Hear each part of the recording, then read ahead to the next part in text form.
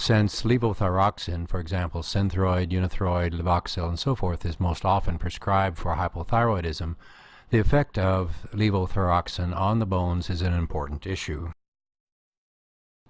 A December 2003 Medical Journal Review article conducted a systematic review of the effects of TSH suppressive, such as in thyroid cancer, and replacement levothyroxine therapy on bone mineral density to determine the main causes of the conflicting results and their implications. The goal of the review was to evaluate existing studies in order to provide guidance for patient management and to recommend the directions that future studies of this question should take. Included in the review were 63 separate English language studies published from 1900 to 2001 that were identified by a Medline search. Many of these studies were designed to determine whether the patients taking thyroid hormone replacement had a reduction in bone mineral density. What the reviewers found was of interest to patients and practitioners. All studies provided results that were considered by the reviewers to be either limited and/or controversial. Of the 63 studies reviewed, 31 reported no effects of levothyroxine on bone mineral density. 23 studies found partial beneficial or adverse effects, and 9 studies showed overall adverse effects. Over and over, I see in my office patients whose physician have reduced their amount of thyroid hormone because their TSH level was considered too low. These patients routinely feel terrible, and in spite of the fact that they feel much worse with the lower levels of thyroid hormone, their physicians insist that they must not take the amount that makes them feel good. We have recognized that chronic disease is always associated with a loss of voltage, and we've been discussing the various causes of why voltage can be low. We've discussed plastic fats and hypothyroidism, and now we're going to discuss heavy metals and how they destroy mitochondria.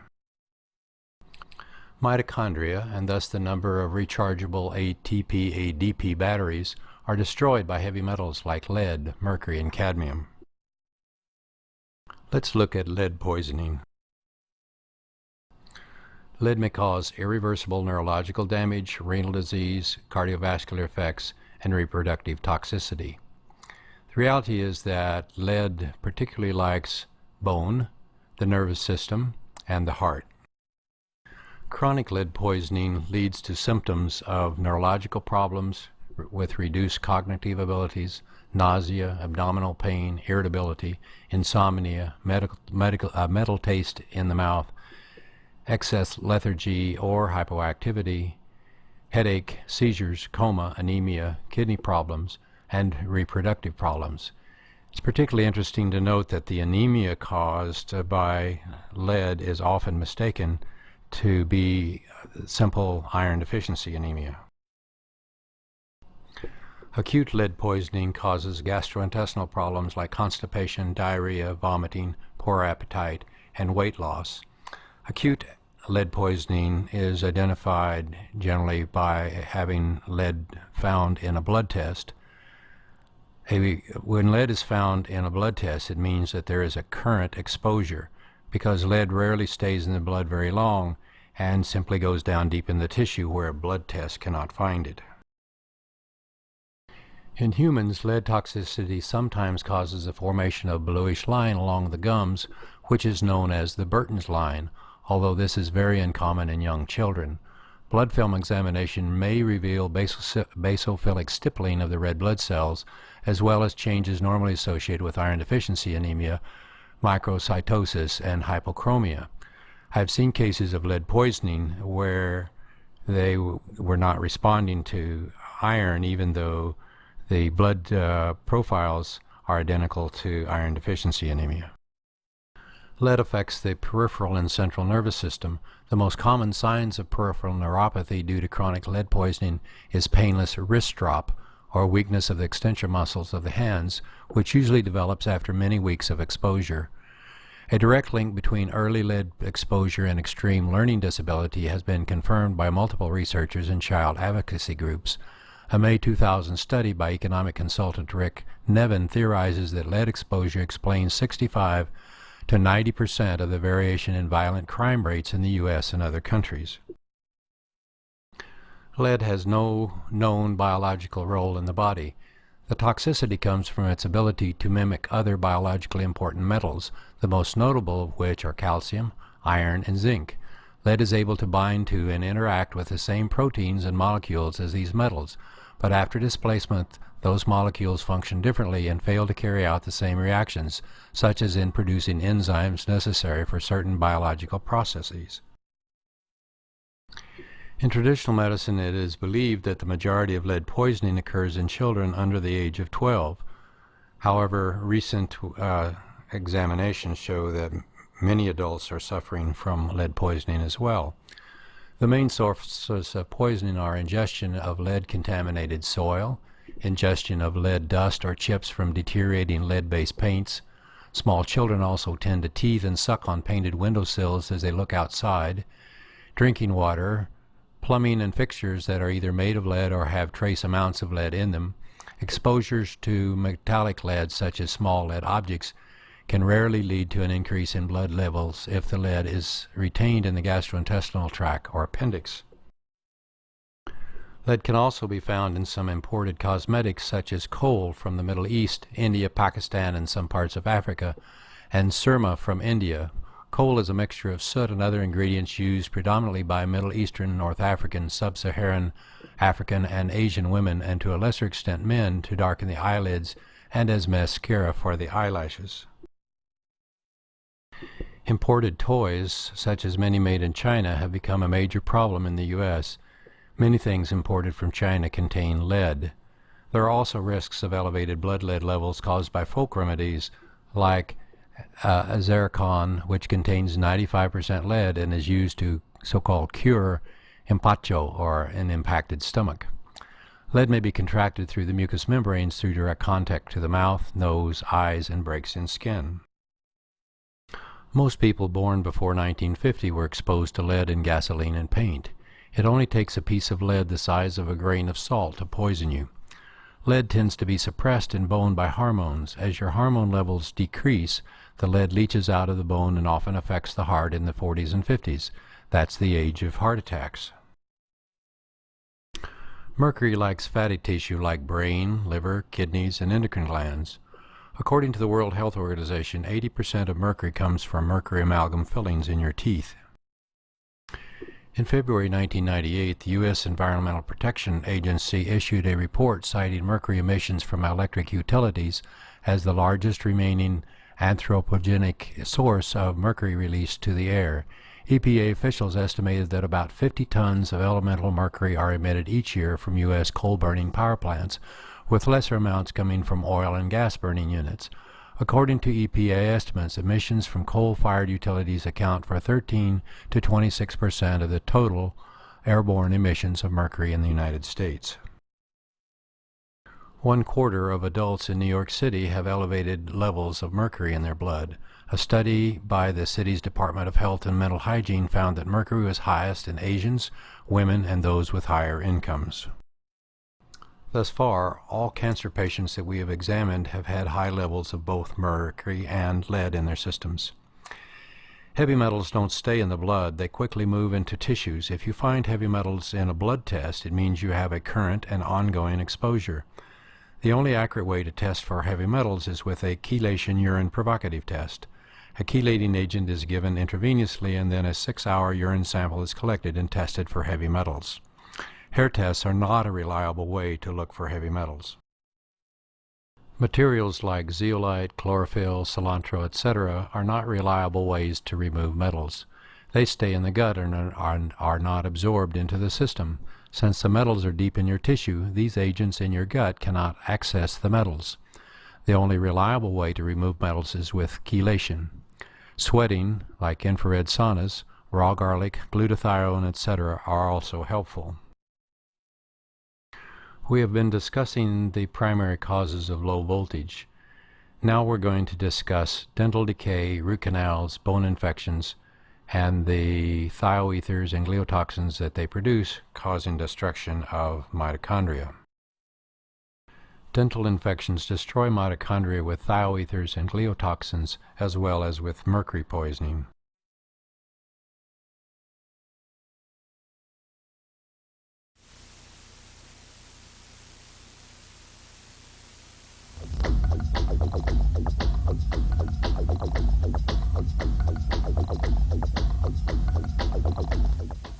mercury silver fillings leak substantial amounts of mercury constantly. The amount increases with any kind of stimulation, and as a result, mercury from fillings produces the majority of human exposure to mercury. The International Academy of Oral Medicine and Toxicology is extremely concerned about the anecdotal claims of safety by manufacturers and dental trade associations that are at variance with the published peer-reviewed scientific evidence to the contrary. The precautionary principle requires action once the possibility of harm exists. It does not require proof beyond a shadow of a doubt that in the case of heavy metal and xenobiotic exposure is both nearly impossible and unnecessary, in our opinion. What you're seeing is mercury vapor coming off a 25-year-old silver amalgam filling in an extracted tooth. The background is a phosphorescent screen. The mercury vapor absorbs the fluorescent light, and you can see it as a shadow on the screen. This is mercury coming off a filling that was dipped in water that's the same temperature as the human body. This is a filling that was rubbed with a pencil eraser for just a few seconds. Like going to the hygienist and having her clean your teeth. These are not small amounts of mercury. If you can see it, it's more than 1,000 times higher than the Environmental Protection Agency will allow for the air that we breathe. What about the last time you went to the dentist and they drilled on your tooth? Here is the mercury vapor every time you raise the temperature to 110 degrees with hot coffee or warm water, or even chewed on it. Mercury comes off fillings every time you stimulate them, and that stimulation causes the mercury to continue to leak out of the fillings for an hour and a half at a minimum. Some people grind their teeth. Some people chew gum. The dentist might send an old gold crown to the dental lab to be welded. How about the dental personnel? They're not being given informed consent. Back in 1985, the International Academy of Oral Medicine and Toxicology set out to determine the amount of mercury that was coming off fillings. And here's the graph, showing substantial quantities of mercury were measured coming off fillings. And then we estimated the total dose. And then we began animal experiments and put radioactive fillings in sheep. Mercury accumulated in the jaw, stomach, liver, and kidney of the sheep in just 30 days. Substantial quantities of mercury spread from the fillings to every organ in that sheep's body. This should be of concern for everyone. Then we measured that the sheep's kidneys dropped in their ability by 60% to clear inulin, an indication of kidney malfunction. Whole body imaging of monkeys found exactly the same thing. Proponents of amalgam fillings claim that sheep chew too much. Well, what's the problem with monkeys? They had mercury in their jaw, kidneys, liver, intestine, and heart. And further research found dystrophic bacteria that were antibiotic resistant cropped up in the intestines within 2 weeks of receiving these mercury-leaking fillings. Further studies have found damage to the ADP ribosylation of brain neuron proteins. In response to the controversy, and at the request of the Federation of Experimental Scientists and Biologists, Drs. Fitzlow-Scheider and Murray Vimy wrote an editorial, the first ever in FASEB, that point by point refuted the claims of the amalgam proponents. In 1991, the World Health Organization acknowledged that the predominant source of human exposure to mercury is from your fillings. That should be of concern to anyone wanting to have healthy children, because mercury is highly damaging to fetuses. Experiments in sheep showed that mercury from the sheep's fillings transferred immediately to the placenta, to the unborn fetus, and to every conceivable portion of the fetus's body. It even increased in the lamb higher after birth from mercury in the mother's milk. There's no such thing as a safe mercury filling. All mercury fillings leak mercury.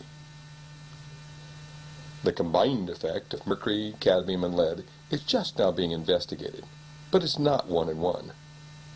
It's synergistic, and 1 and 1 may make 100 or even 1,000. Why is that of concern? Over and over again, we've heard that children are exposed to lead from our environment. Mercury in lead is many times more toxic than just mercury alone. These black, corroded, pitted mercury fillings are used where you must drill away a third of the tooth in order to fix a pinhead-sized cavity.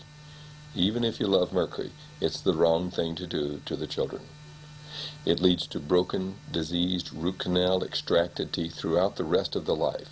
It's a blunder that costs the child all through their life. Millions and millions of dollars are spent annually fixing teeth again and again. And dentists don't follow the manufacturer's recommendations. They pack mercury in children around gold crowns, underneath bridges. They stuff it around the gum line in contact with tissues. There's mercury spreading from this gold crown to every tissue in that patient's body. Even if you like mercury fillings, putting that kind of filling in the tooth is simply the wrong thing to do. Harold Lowe, the former director of the National Institute of Dental Research, back in 1993, wrote, "The first filling is a critical step in the life of the tooth. Using amalgam for the first filling requires removing a lot of tooth substance, not only diseased tooth substance, but healthy tooth substance as well. So in making the undercuts, you sacrifice a lot, and this results in a weakened tooth. The next thing you know, the tooth breaks off, and you need a crown. Then you need to repair the crown. And so it continues to the stage where there's no more to repair, and you pull the tooth. With the first filling, you should do something that can either restore the tooth or retain more healthy tooth substance. Use new materials, composites, or materials that can bond to the surface without undercuts. You can do this with little removal of the tooth substance so that the core of the tooth is still there. I would add that the cost of all that dental repair over and over again makes the cost of mercury fillings enormous, even if you don't consider the neurological impairment and the brain damage that they surely cause in dental personnel, and the infertility and the heartbreak that they've caused to so many families. It is the opinion of this Academy that responsible government agencies should prohibit the use of these fillings until such time as their manufacturers produce the alleged evidence of safety.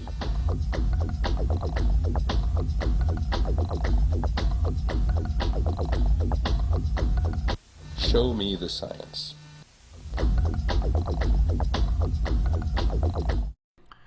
As you saw in the movie, dentists tend to drill away about a third of the tooth so that the amalgam filling will stay in place. As this weakens the tooth, eventually it fractures.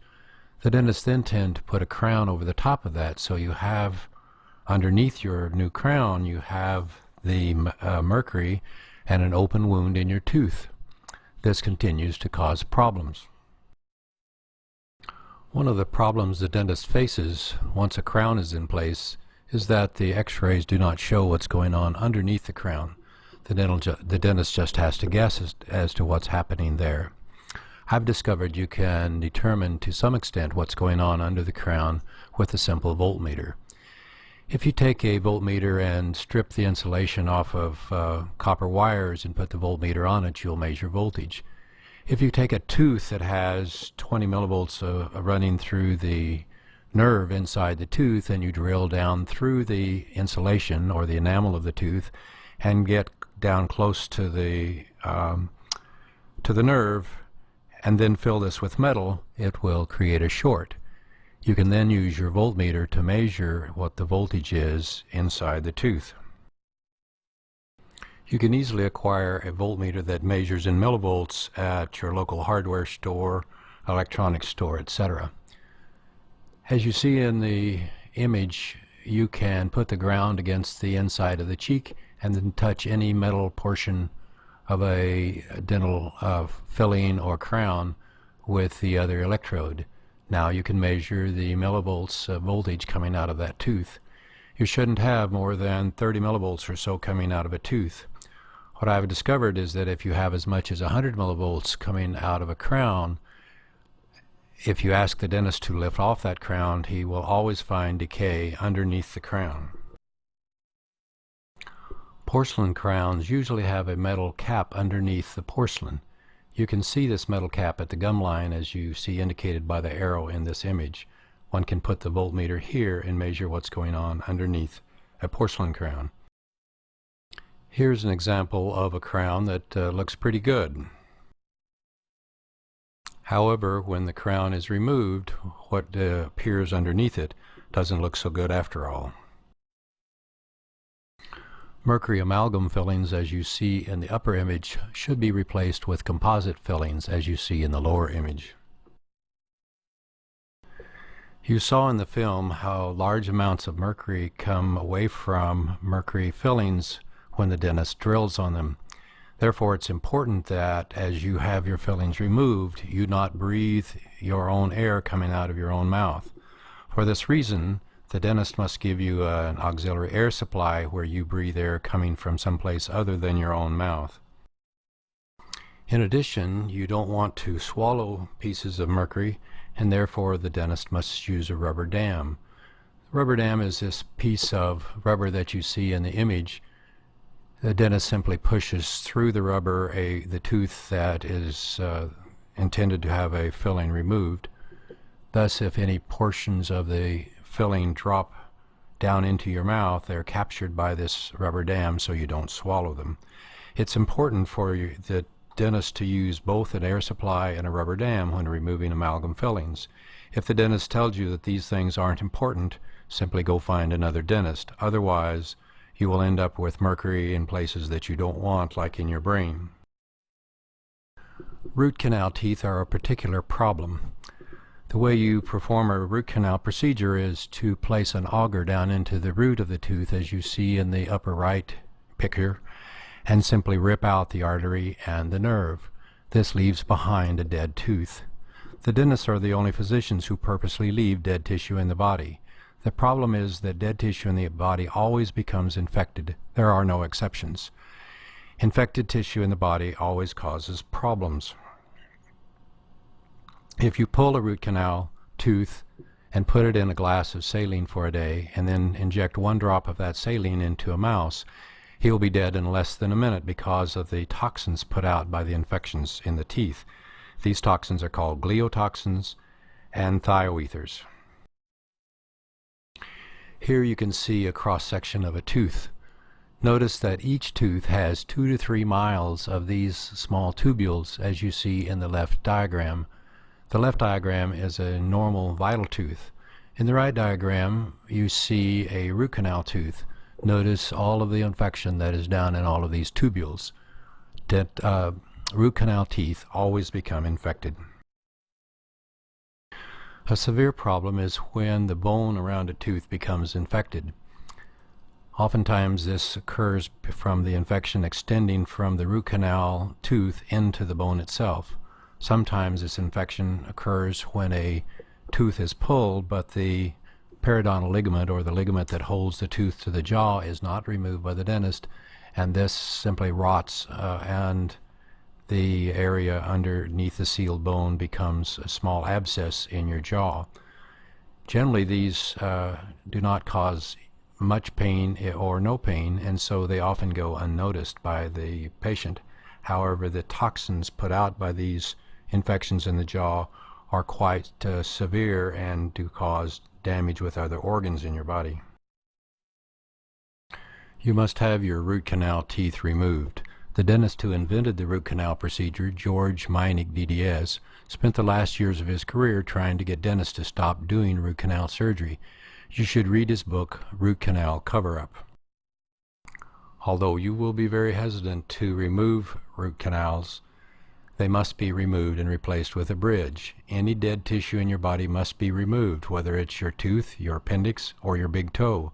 Otherwise, the infections that always accompany dead tissue will harm you.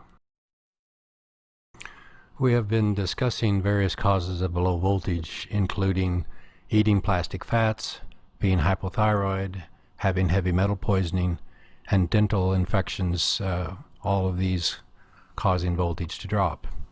Finally, we're going to discuss toxins.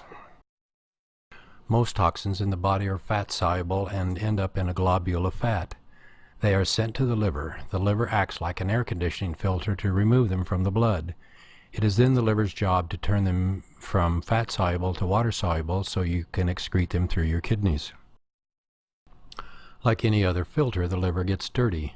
Since the liver is 4.6 pounds of pure fat and the toxins are in fat globules, it's like having grease on your hands. You can't clean grease off your hands with water, and so the liver must also have a type of soap or fat to clean itself. Thus it makes cholesterol to clean itself. You will need a liver cleanse periodically to help the liver stay clean. Many toxins also get placed into fat cells, joints, and your skin in an attempt to keep them out of your heart and brain. Sweating, infrared light, or a combination with infrared saunas, garlic, glutathione, etc. are helpful in getting these toxins out of your system. The large intestine and gallbladder are often dirty as well and need to be cleaned.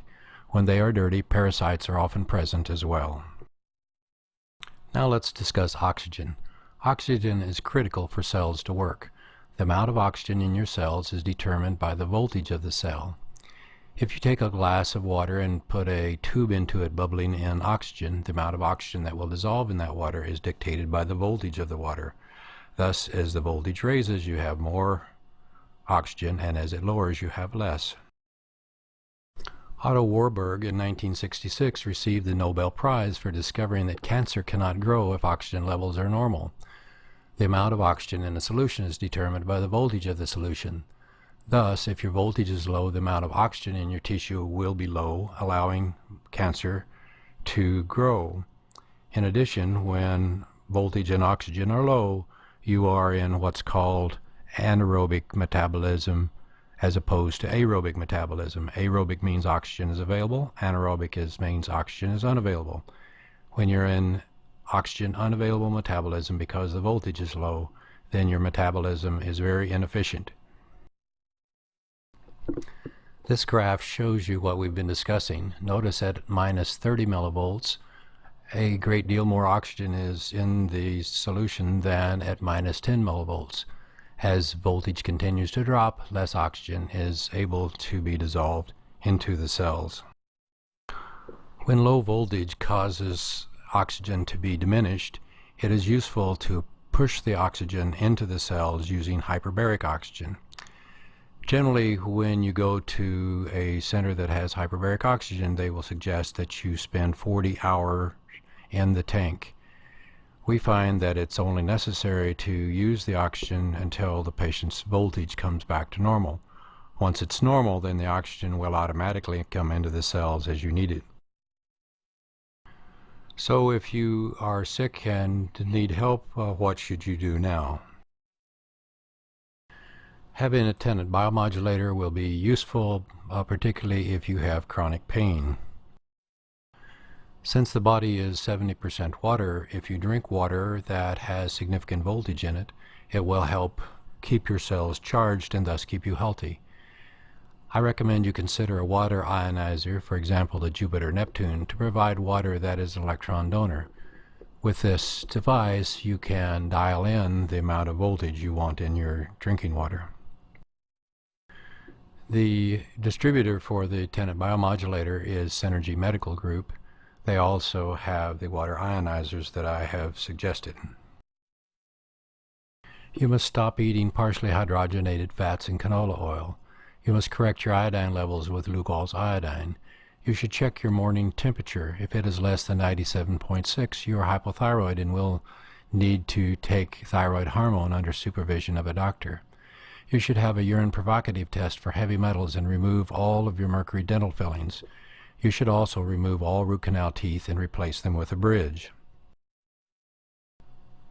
You should take frequency every day to restore vitamins and minerals, including iodine and neurochemicals. You should drink a total nutritional shake daily, made of raw milk, raw eggs, thunder, frequency, chia seeds, vitamin C, raw nuts, and raw fruits, including wolfberries. You should take probiotics or good bacteria every day. If you drink the milkshake that I have just suggested, it contains the probiotics you need.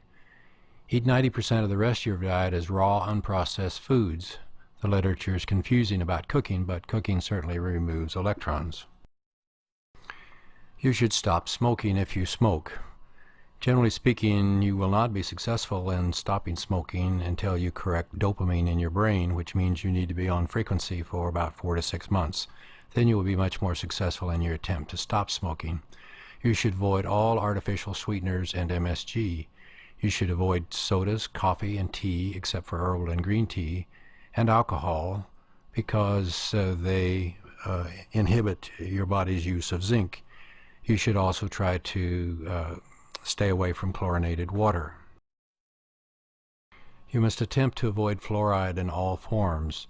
This is particularly found in toothpaste. It is a problem when you go to the dentist and they want to clean your teeth as they want to slather your teeth with fluoride. Don't allow them to do so. You should also eat only wild or cage-free range meat and keep consumption to less than 10% of your diet. Do not take antibiotics unless your life depends upon it, because they create their own set of problems. You can often forego the need for antibiotics by using the biomodulator, essential oils, etc. Avoid processed sugars like high fructose corn syrup sugar. Use honey for a sweetener. Honey is antifungal. You may also use stevia. Corn and peanuts always contain fungus and must be used in moderation or avoided. Granny Smith apples and carrots are antifungal. You should juice 1 apple and 2 large carrots, and you will find this is a very invigorating drink and also very helpful. So use this drink when you crave sweets. Many say they cannot afford to execute this plan because their insurance won't pay for most of it. Depending upon your dental situation, it will cost you less to get healthy than to buy a car. If you don't do it, you won't need the car. Remember that you have a 50% chance of dying from cancer and being sick along the way with migraines, obesity, diabetes, hypertension, fatigue, etc. if you don't do these things. You must take control of your own health. You cannot continue to depend just upon your physician to keep you well and healthy. I hope you've enjoyed this DVD on how to get yourself well and stay that way.